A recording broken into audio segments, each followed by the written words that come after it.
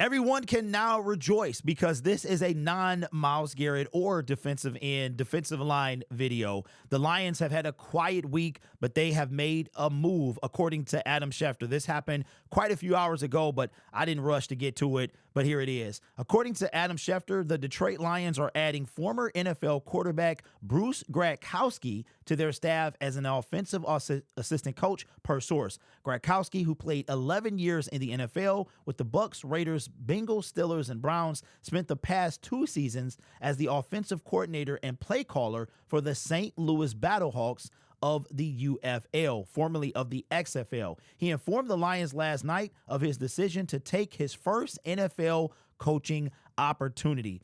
And this guy, as far as a quarterback, was not a big deal. Bruce Gradkowski was not a big deal. When I first heard his name, I was like, the quarterback dude?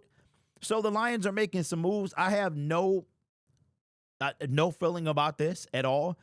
Gradkowski spent last year in the UFL. Actually, he spent the last 2 years in the UFL. He has spent as a player, Tampa Bay, he's been with he's only 42 years old, which is crazy because he kind of looks older than that. But he spent his first 2006, 2007 with the Tampa Bay Buccaneers. He was on the St. Louis Rams 08 practice squad. Wow. Or didn't make the roster.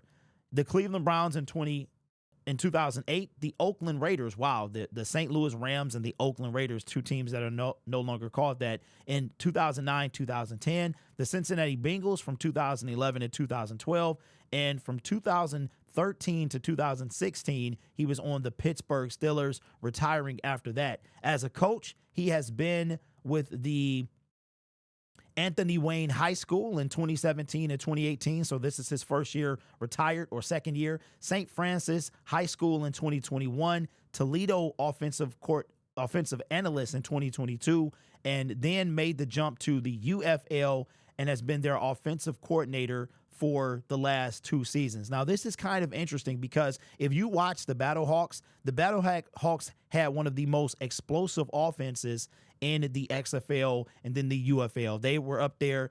They were one of the teams, and St. Louis is a team that had their NFL team taken away from them, and they got a lot. They averaged like 25, 30, 35. It's somewhere between 25 and 35. Like, you could fill up, they could easily fill up Little Caesars Arena because they don't have a football team, a professional football team, an NFL football team. This is the closest that they get. So that's kind of a little cool to look at, is that he was part of those teams in the XFL/UFL the first year of their merger. So again, I like that the Lions are making moves, thinking outside of the box. We're running out of people to promote. So that might be again, while they're looking outside the box. Now, this is his first NFL job, and I'm excited for him and to see what he can do with the team. Part of me is kind of exciting to start fresh, to go down this road so things don't get stale. So there you have it, man. Bruce, right? Yeah. Bruce Gradkowski. I don't know why I thought he played for the Patriots. I'm thinking I'm mixing him with the tight end.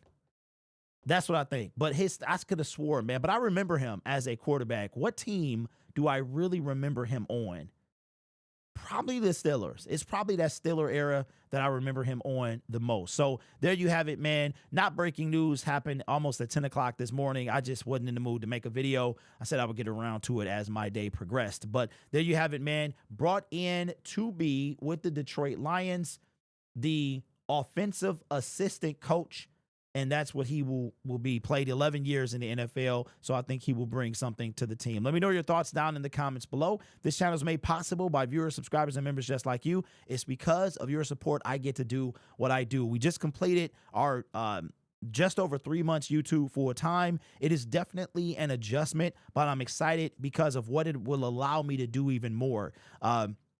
Pursue a lot of professional things, some sponsorships if I decide to go down that route, and really be able to build the brand, which is something I couldn't do before because I had to split my time. Now it's just a matter of getting kind of all my stuff lined up, coming out with a schedule, getting consistent in all the channels, all forms, and really kind of hunkering down and building this brand even more. So I'm excited. Sometimes I wake up excited. I mean, I'm disappointed that we're not on Radio Row. I would love to be on Radio Row one day. Let me tell you this.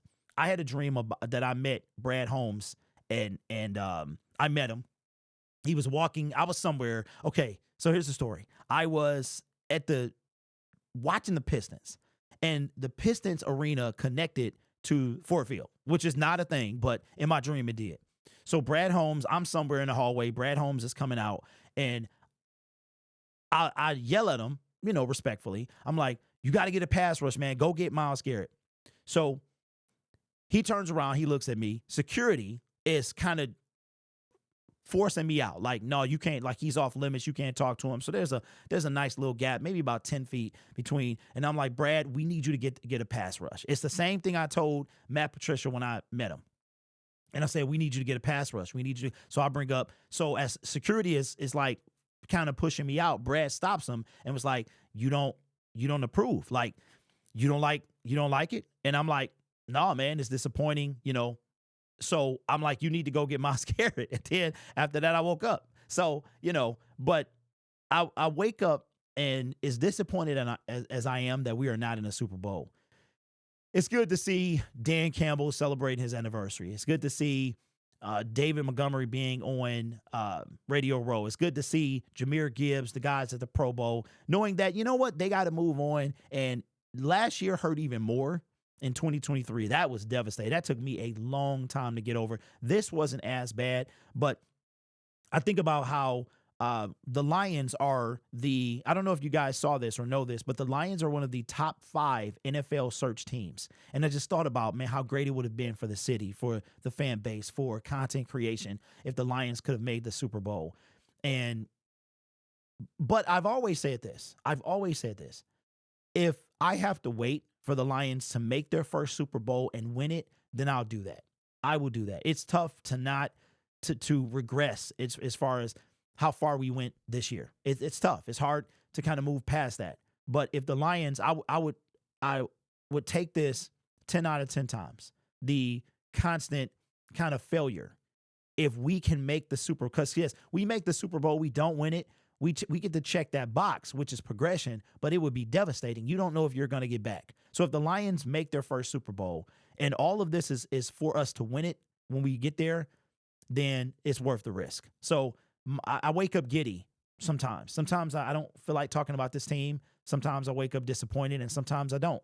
And I'm super excited about the future and just trying to get all my ducks in a row and really give y'all the best content possible from not just me, but multiple creators as well. This is only the beginning. I promise you, man, I got a lot in my mind and a lot that I want to bring to the forefront. So just stay with me, stay with Syndicate Sports and Lions Syndicate, and I promise you to give you the best content possible, not just for Lions, but I'm going to give you the best content. Just remember I said that, man, 5 years down the line. Anyway, this channel is made possible. I already said that. Take care of yourself and each other. And as always, go Lions. Thank you for listening to Storytime as well.